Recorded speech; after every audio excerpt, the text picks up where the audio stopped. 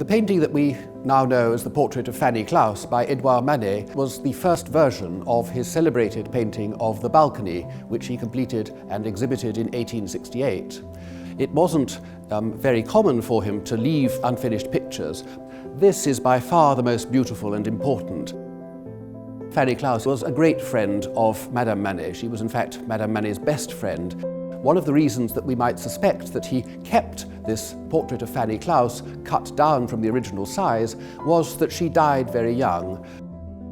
It's an extraordinarily subtle piece of painting. You can see very immediately how Manet built up the technique. The eyebrows and the eyes are just one or two brushstrokes each. The economy, the speed with which Manet must have worked was legendary.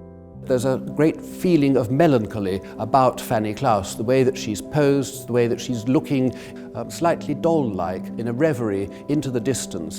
And in the background we have the shutters and this rather mysterious interior. Manet has used a very few brushstrokes. The palette of the canvas, this black and this white paint, squeezed straight out of the tube, which of course was anathema to the ordinary art critic.